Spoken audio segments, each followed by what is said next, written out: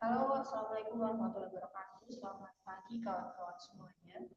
Bersama dengan saya, Martina Putri. Jadi, dalam mata kuliah hukum pidana, kita kali ini akan membahas mengenai asas, kemudian mengenai dolus, dan juga mengenai culpa. Nah, karena kemarin kita sudah membahas begitu ya mengenai definisi hukum pidana secara umum, kemudian sejarah, kemudian ruang lingkup, subjek dan objek, maka selanjutnya dalam pertemuan kali ini kita akan membahas mengenai asas dan juga mengenai apa perbedaan dolus dan culpa dalam suatu tindak pidana. Nah, ini dalam satu tindak pidana atau dalam hukum pidana begitu ya, kita mengenal mengenai asas legalitas, yaitu sebagai suatu nullum dilectum nulla bona sine praevili bonali gitu ya, bahwa tidak ada delik, tidak ada pidana tanpa didahului oleh ketentuan pidana dalam perundang-undangan. Artinya apa? Artinya adalah seseorang itu tidak bisa dikenakan hukum begitu ya, atau tidak bisa dikenakan sanksi pidana apabila belum ada undang-undang yang mengatur atau belum ada peraturan hukum yang mengatur mengenai tindak pidana tersebut. Nah, kalau kita melihat gitu ya, anggapan bahwa pengancaman pidana itu karena melakukan suatu tindak pidana gitu ya, maka pengharapannya pidana ini dapat menekan hasrat seseorang untuk melakukan perbuatan itu. Dan sebagaimana dicantumkan oleh undang-undang.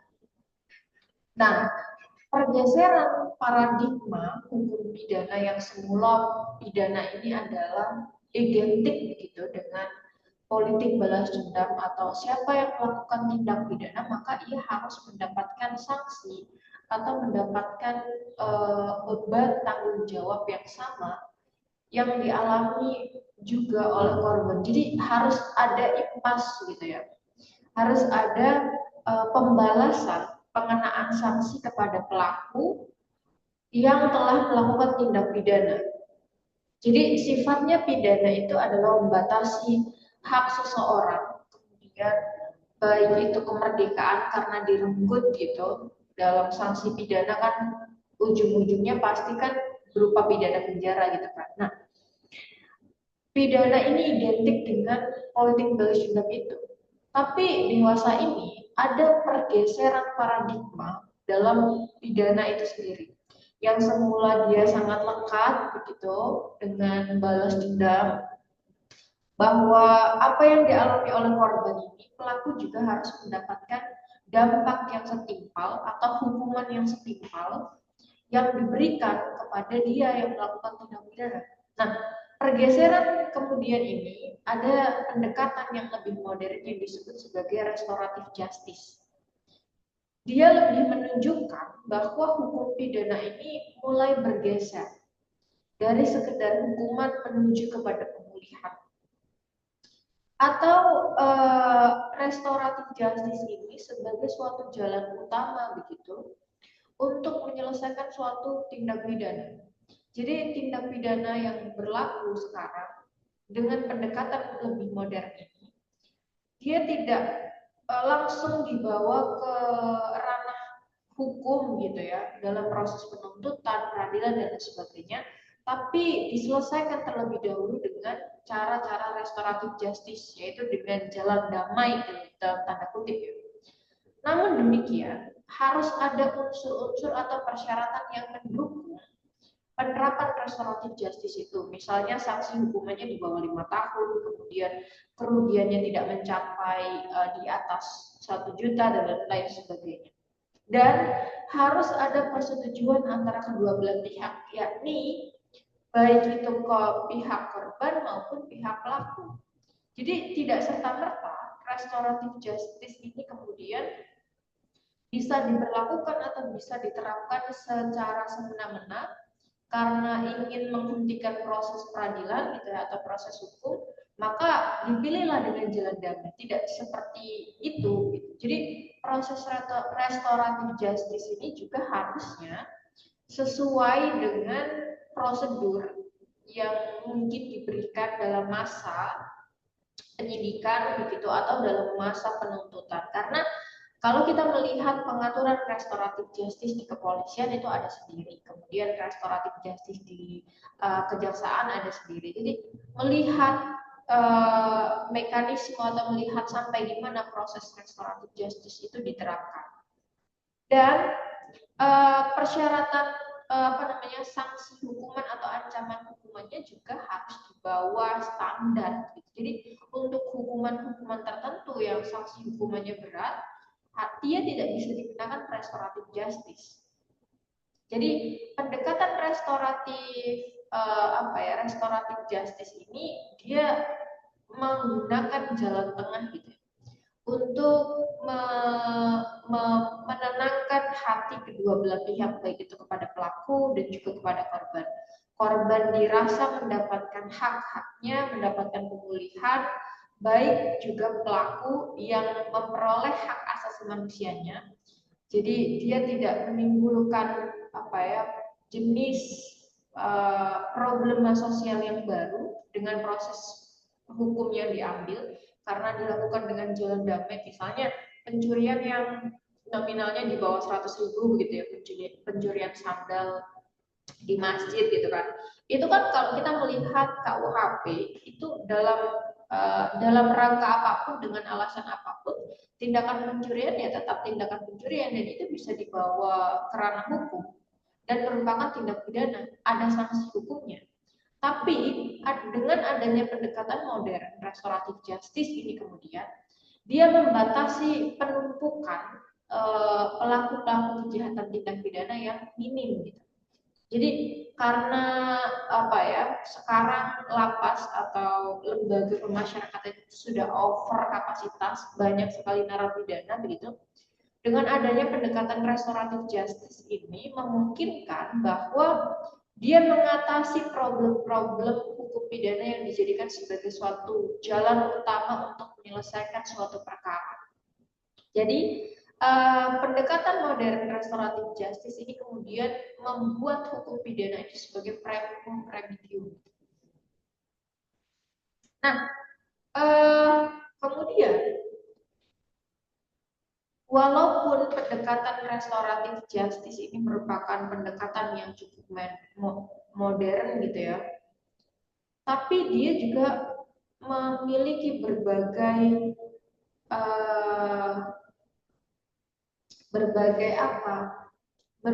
problematika.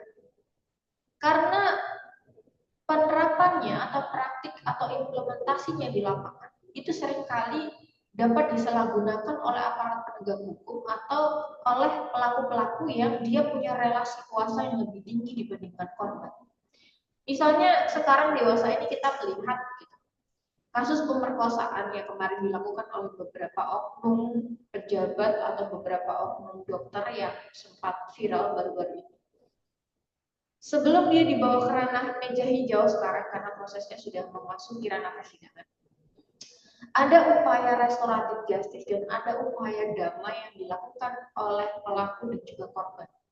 Karena ada relasi kuasa di sini. Nah, penerapan restoratif justice ini, kenapa dia kemudian bisa disalahgunakan? Karena kan syarat utamanya harus ada kesepakatan dua belah pihak, yaitu kepada pelaku dan juga korban gitu.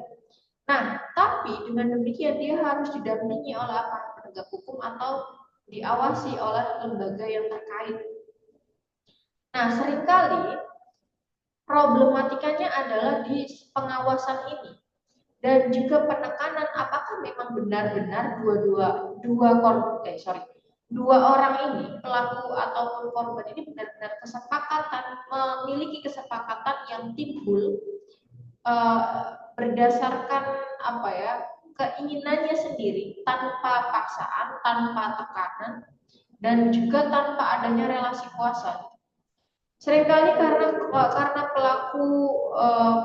pelaku yang menggunakan atau menyalahgunakan restoratif justice ini, mereka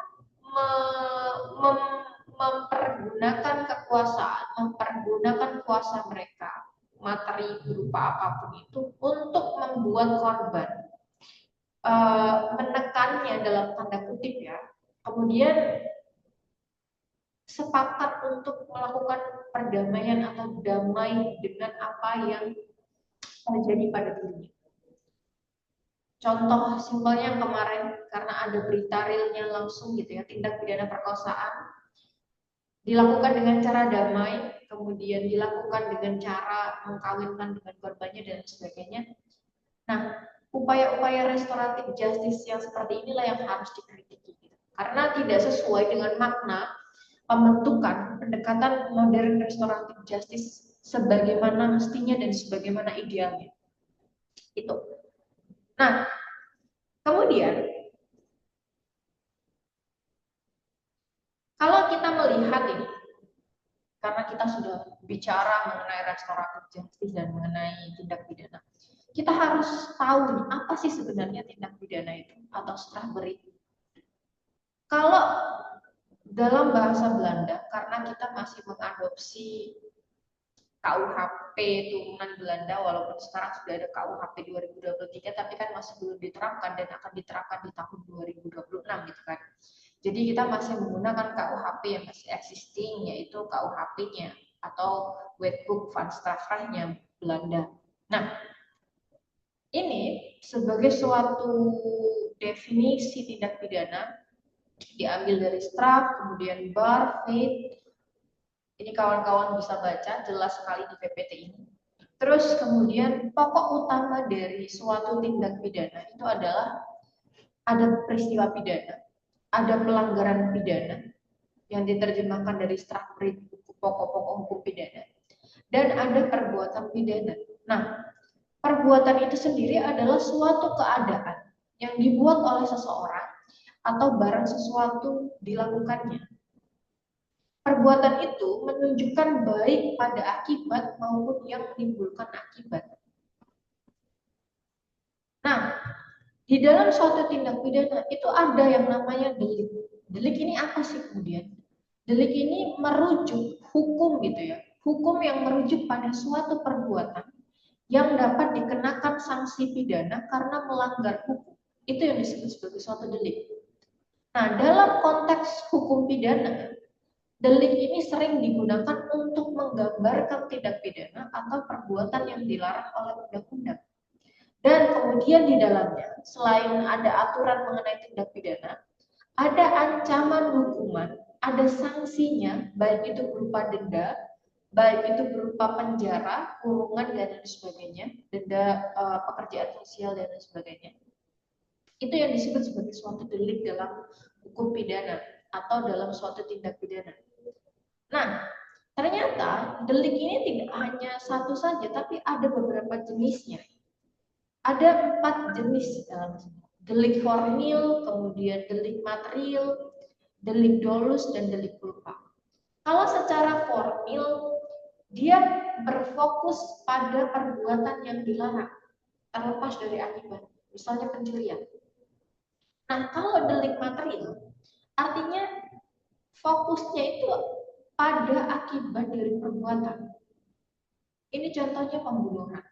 Harus ada akibat kematian dalam proses pembunuhan. Nah, kalau misalnya seseorang menancapkan pisau ke perut orang lain gitu, tapi dia tidak menimbulkan kematian kepada orang yang kemudian ditusuk pisau tersebut, dia tidak bisa disebut sebagai perbuatan pembunuhan. Karena tidak ada akibat kematian yang diderita oleh korban. Tapi bisa masuknya percobaan pembunuhan gitu. Nah, harus ada unsur akibat dalam delik material ini. Kemudian delik dolus atau kesengajaan. Bahwa tindak pidana ini yang dilakukan dengan kesadaran atau dengan niat, dia memang sengaja. Ada kesengajaan, ada niat batin. Ada kesadaran penuh dia melakukan tindak pidana tersebut. Delik culpa atau kelupaan, bahwa tindak pidana yang terjadi karena kelalaian atau kekurang hati-hatian. Jadi dia sebenarnya tidak sengaja, tapi karena perbuatannya atau karena tindakannya merugikan orang lain atau menimbulkan korban. Itu yang disebut sebagai culpa. Nah, karena tadi kita bahas gitu mengenai delik dolus culpa, kita harus membedakan Apa sih kemudian dolus? Apa sih kemudian kulpa ini? Kalau secara singkat, dolus itu sama dengan kesengajaan. Kulpa sama dengan kealpaan.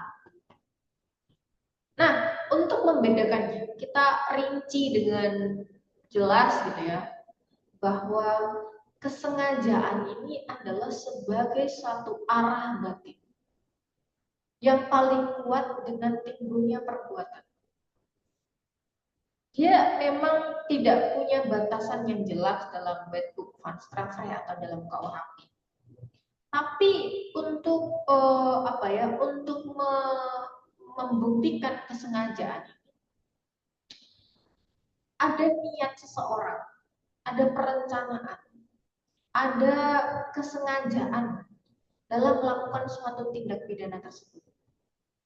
Secara teoritis memang kesengajaan ini tidak hanya merupakan kehendak atau balance teori, namun juga dapat berarti mengetahui atau foretelling. Dia tahu nih, saya tahu kalau misalnya saya memukul kepala korban menggunakan batu, maka itu akan menimbulkan apa ya, luka, menimbulkan kematian bahkan.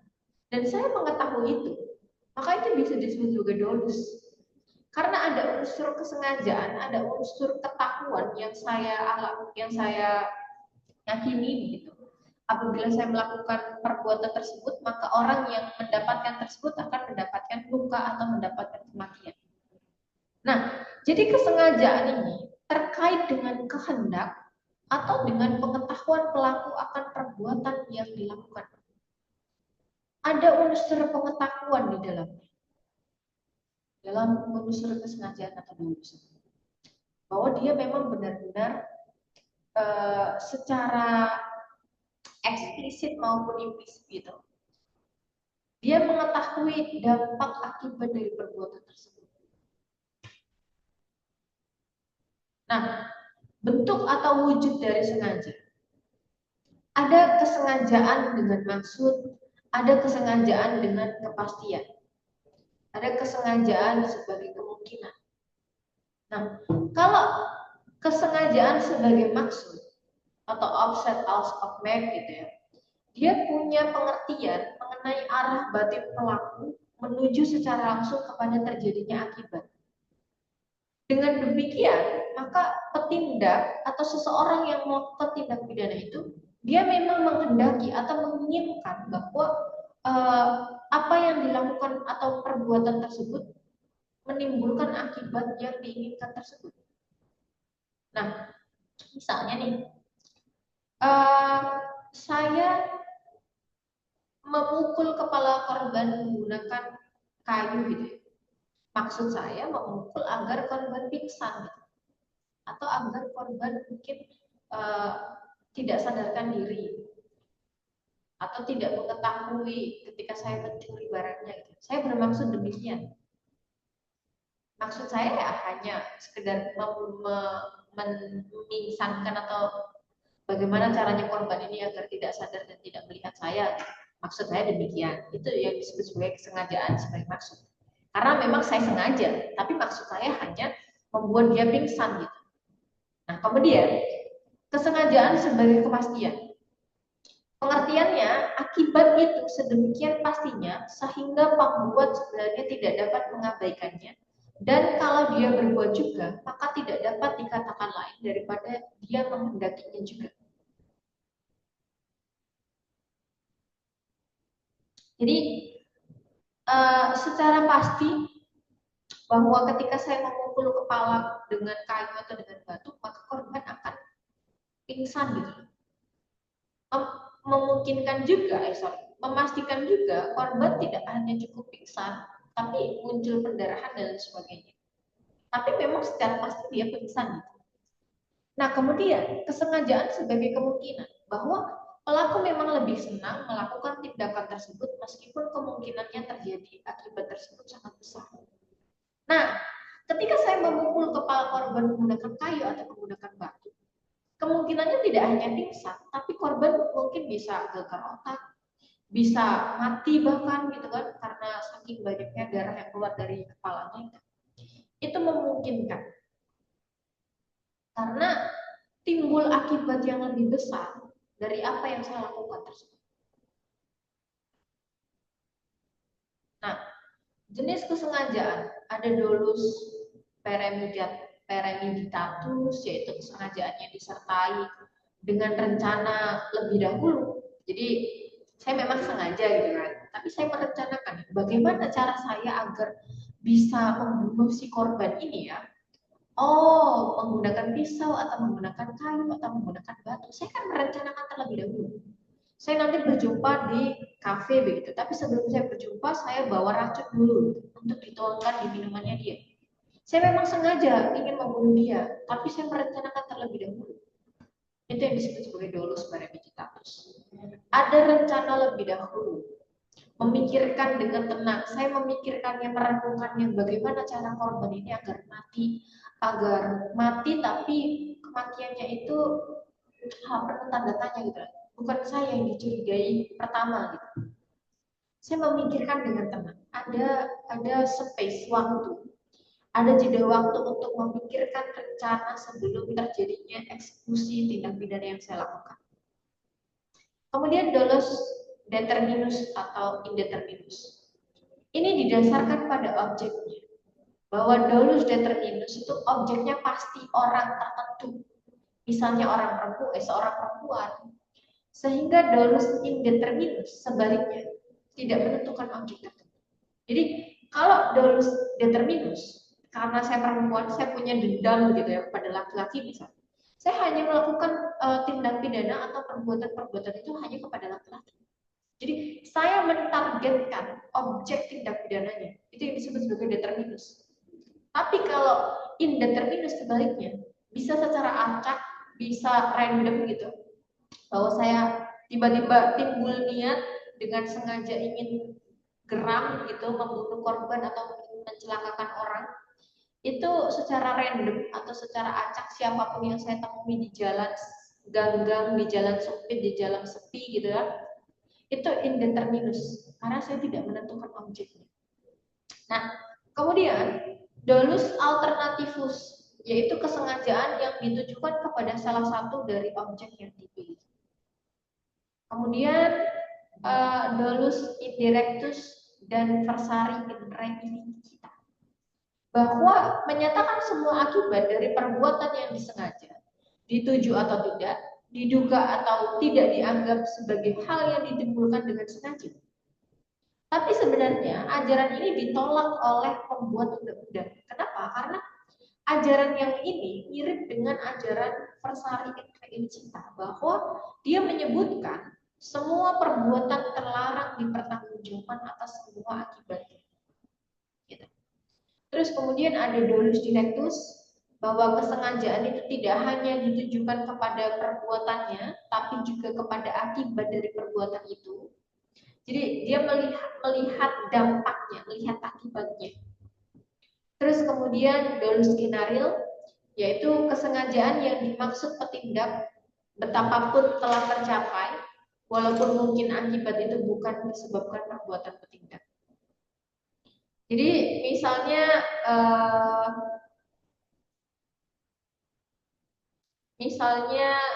saya sengaja memukul, tapi ternyata bukan pukulan saya yang menimbulkan kematian, tapi mungkin dia serangan jantung. Tapi dipicu dengan apa yang saya lakukan.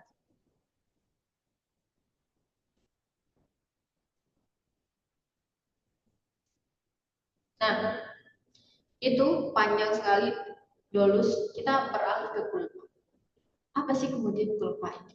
Karena tadi kan kita bicara kesengajaan, bicara niat jahat, bicara tentang apa yang direncanakan, apa yang dipikirkan gitu secara sengaja. Nah, ini agak abstrak nih. Kita bicara soal kealpaan atau kulpa. Nah, dalam KUHP sebenarnya tidak secara eksplisit mengatur mengenai kealpaan. Namun, kealpaan ini bisa dilihat dari memori fund collecting, bahwa disebutkan kealpaan itu di satu pihak berlawanan dengan kesengajaan. Artinya kealpaan ini merupakan suatu bentuk kesalahan yang lebih ringan daripada kesengajaan. Akan tetapi bukan kesengajaan yang lebih ringan. Tapi kealpaan ini dapat diartikan sebagai kurang menduga-duga atau kurang berhati-hati. Dengan kata lain, kealpaan ini bisa dibilang sebagai suatu hal yang sembrono, teledor, atau nalatikit. Nah, apa sih kemudian alasan yang memungkinkan pemidanaan bagi kealpaan? Karena kan ini kita bicara mengenai ketidaksengajaan, tapi menimbulkan akibat atau menimbulkan suatu dampak yang cukup buruk kepada korban itu kan, walaupun dia tidak sengaja. Nah, pada level kompetensi yang terdahulu itu sudah dijelaskan bahwa ada hubungan batin antara si pembuat dengan perbuatannya, dapat berupa kesengajaan atau kealpaan. Nah, kalau pada kesengajaan memang ada niat jahat dari si tindak. Tapi kalau dari kealpaan ini sebenarnya tidak ada niat jahat dalam diri si petindak. Jadi dia memang tidak berniat melakukan tindak pidana, dia memang tidak berniat mencelakakan korban. Nah, kalau pada kesengajaan, si petindak ini kan menghendaki bahwa perbuatan itu memang perbuatan yang dilarang. Dan si petindak mengetahui akan ada bahaya dari perbuatan yang dilakukannya itu kepada korban. Nah, tapi kealpaan ini dia tidak tahu, dia tidak sengaja, dia tidak mengetahui akan adanya akibat tersebut, tapi dia dapat dipidana atau dapat dimungkinkan pemidanaan, walaupun ancaman pidananya memang lebih ringan daripada unsur kesengajaan tadi. Nah, hal yang memungkinkan dia kemudian dilakukan pemidanaan adalah karena pada kealpaan ini ada keadaan sedemikian gitu yang membahayakan keamanan orang atau barang. Kealpaan ini mendatangkan kerugian besar bagi orang lain sehingga tidak dapat diperbaiki sebagai akibat dari kurang hati-hati atau sembrono. Misalnya, kita pergi ke gunung bersama-sama. Nah, saya tidak sengaja tiba-tiba terpleset dan menyenggol teman saya, kemudian teman saya jatuh ke jurang dan dia mati gitu. Akibatnya kan menimbulkan kematian. Tapi saya memang tidak ada niat sama sekali untuk membunuh dia atau mencelakakan dia gitu. Karena saya terpleset, berarti kan ada ketidakhati-hatian gitu kan. Terus ada unsur ketidaksengajaan. Saya tidak merencanakan sama sekali orang kita temenan, orang kita pengen muncak bareng-bareng gitu kan. Tapi akibatnya menimbulkan kematian. Nah, karena proses yang demikianlah saya bisa diberikan pemidanaan atau dimungkinkan adanya pemidanaan kepada saya. Karena apabila saya tidak terpleset atau apabila saya lebih berhati-hati, maka saya tidak akan menyenggol dia dan dia tidak akan jatuh ke jurang dan tidak akan mati. Gitu. Itu yang dilihat dari proses alfa ini. Jadi bahwa ketika saya tidak hati-hati, maka saya bisa mencelakakan orang. Tapi ketika saya hati-hati, maka dampak itu bisa saya minimalisir gitu. Saya tidak akan mencelakakan orang, bahkan saya mungkin tidak akan membuat orang lain mati. Itu yang dilihat dari unsur kealpaan ini. Bahwa kekurang hati-hatian saya atau kesembronoan saya itu menimbulkan kerugian bagi orang lain dan itu tidak bisa dipulihkan lagi kerugiannya. Karena nyawa orang, kita bicara nyawa orang. Contoh yang paling simpel mengenai kealpaan. Gitu. Nah, macam kealpaan ada dua, kealpaan yang disadari dan juga kealpaan yang tidak disadari. Kealpaan yang disadari ini adalah pembuat kealpaan yang disadari. Dia memang menyadari tentang apa yang dilakukan beserta akibatnya. Namun dia percaya dan mengharap-harap bahwa akibatnya tidak akan terjadi. Yang kedua, tidak disadari. Bahwa pembuat melakukan sesuatu yang tidak menyadari akan timbulnya suatu akibat, padahal seharusnya ia dapat menduga sebelumnya.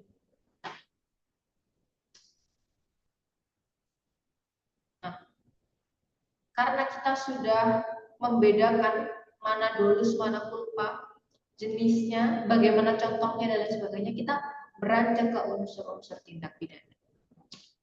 Menurut Simons, unsur-unsur tindak pidana itu ada 5. Yang pertama perbuatan manusia, baik itu positif, negatif, berbuat atau tidak berbuat. Yang kedua diancam pidana. Yang ketiga melawan hukum. Yang keempat dilakukan dengan kesalahan. Dan 5 oleh orang yang mampu bertanggung jawab. Biasanya kalau hukum perdata kan kita bicara soal cakap hukum, tapi kalau tindak pidana kita bicara soal orang yang mampu bertanggung jawab.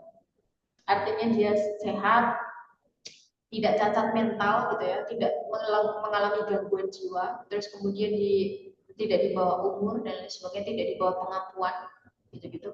Jadi memang dia secara nyata dapat bertanggung jawab. Nah, unsur-unsur tersebut itu kemudian dipilah lagi menjadi unsur objektif dan juga unsur subjektif. Kalau objektif berarti ada perbuatan orang di dalamnya, ada akibat yang kelihatan dari perbuatan itu. Dan yang ketiga, ada kemungkinan adanya akibat yang menyertai unsur di muka umum. Secara subjektif ada dua, orang yang mampu bertanggung jawab dan adanya kesalahan. Ini unsur-unsur tindak pidana menurut yang lain. Misalnya ada norma, yaitu larangan dan juga suruhan, kemudian ada sanksi atas pelanggar norma itu dalam hukum pidana. Kalau menurut Van Hamel, ada perbuatan manusia yang dirumuskan dalam undang-undang, melawan hukum, dilakukan dengan kesalahan dan patut dipidana. Kalau menurut Prof. Muljatno, perbuatan manusia memenuhi rumusan undang-undang, bersifat melawan hukum. Kalau menurut H.B. Voss, ada kelakuan manusia, diancam pidana dalam undang-undang. Nah, kalau kita rangkum ini secara simpel, bahwa unsur tindak pidana itu yang paling penting ada perbuatan yang dilakukan oleh manusia. Kemudian dia melawan hukum atau melawan undang-undang. Terus di dalam undang-undang tersebut ada sanksi yang mengatur mengenai tindak pidana tersebut. Nah, kemudian yang terakhir tentu saja dilakukan oleh orang yang mampu bertanggung jawab. Dan karena perbuatan yang dilakukan tersebut, dia patut diberikan sanksi atau dipidana. Nah, ini kemudian jenis-jenis tindak pidana. Kalau menurut KUHP, kejahatan dan pelanggaran ada tindak pidana formil dan tindak pidana material, tindak pidana komisionis, tindak pidana omissionis, serta tindak pidana komisionis per omission komisa. Ini nanti kita bahas lebih detail di pertemuan selanjutnya. Terus dolus culpa, terus kemudian reparti dolus pro, parte culpa, ada pidana aduan, ada pidana bukan aduan, ada pidana tunggal, ada pidana berganda, kemudian pidana yang berlangsung terus-menerus, pidana yang tidak berlangsung terus-menerus, ada pidana sederhana atau standar, ada pidana diperbuat serta tindak pidana ringan. Ini nanti kita bahas lebih detail di pertemuan selanjutnya. Nah, selanjutnya kita tentukan lokus dan tempus dalam suatu tindak pidana. Lokus itu tempat, tempus itu waktu. Nah, lokus delicti artinya adalah lokasi atau tempat, dan delicti itu delik sesuai yang dijelaskan di awal tadi dalam suatu tindak pidana. Jadi lokus delicti ini adalah suatu tempat terjadinya tindak pidana. Teori-teori tentang lokus delicti diperlukan untuk menentukan tempat terjadinya tindak pidana. Nah, kemudian penentuan tempat terjadinya tindak pidana ini mempunyai arti penting begitu bagi penentuan pengadilan mana yang berwenang atau jurisdiksi mana yang mengadili delik atau tindak pidana tersebut. Ada tiga teori mengenai lokus delicti. Teori perbuatan material, teori instrumen, dan teori akibat. Nah, ketiga teori ini sebenarnya muncul dari akibat tidak mudahnya menentukan lokus delicti itu sendiri. Ini yang pertama, teori perbuatan material, bahwa dia melihat perbuatan jasmaniahnya atau ditentukan berdasarkan tempat di mana perbuatan secara jasmaniah itu dilakukan. Jadi misalnya pembunuhan dilakukan di Cirebon, ya tentu saja secara jasmani lokus deliktinya di Cirebon. Nah, jika telah ditentukan secara pasti mengenai tempat di mana tindak pidana dilakukan, maka dapat ditentukan pula mengenai pengadilan mana yang berwenang atau berkompeten untuk mengadili orang yang melakukan tindak pidana tersebut atau kompetensi relatif. Intinya ya, kalau perbuatan material ini melihat tempat di mana tindak pidana tersebut dilakukan. Seperti yang saya katakan tadi, kalau misalnya pembunuhannya di Cirebon, ya tindak pidananya dilakukan di Cirebon. Berarti yurisdiksinya ya yurisdiksi Cirebon gitu. Nah, teori yang kedua adalah teori instrumen, bahwa teori perbuatan material dapat digunakan dengan baik pada tindak pidana formil, yakni tindak pidana yang perumusannya itu dititik beratkan pada perbuatan yang dilarang. Artinya apa? Bahwa tidak pada semua tindak pidana formil teori perbuatan material itu dapat digunakan dengan baik. Sehingga teori perbuatan material ini yang tadi yang pertama itu sulit diterapkan pada tindak pidana formil apabila seseorang sedang berada di luar Indonesia. Nah, tapi dia melakukan tindak pidana penghinaan misalnya. Penghinaan itu kan dilakukan dengan mempergunakan surat kabar Indonesia, misalnya yang diterbitkan di Surabaya, di Bandung, dan sebagainya. Kalau kita melihat secara material, dia kan menghinanya di luar negeri, di Australia misalnya. Kita tidak bisa menerapkan Australia menjadi locus delicti-nya, tapi itu bisa disiasati dengan teori instrumen ini. Bahwa dalam hal ini locus delicti-nya itu ditentukan berdasarkan tempat bekerjanya alat yang dipergunakan oleh si petindak. Atau dia menggunakan instrumen atau alat apa sih? Nah, alat tersebut adalah alat yang digunakan untuk menerbitkan surat kabar. Misalnya kalau ini saya kasih contoh, surat kabar Surabaya ya. Jadi locus delicti-nya ya locus delicti-nya ya Surabaya berdasarkan kompetensi relatif. Ada di Pengadilan Negeri Surabaya. Gitu. Jadi kalau instrumen ini dia melihat di mana tempat bekerjanya alat itu. Yang terakhir teori akibat. Nah, tadi teori material, kemudian instrumen, yang terakhir akibat. Teori perbuatan material itu kan dapat digunakan dengan baik pada tindak pidana formil. Yakni misalnya tindak pidana yang perumusannya dititik beratkan pada perbuatan yang dilarang.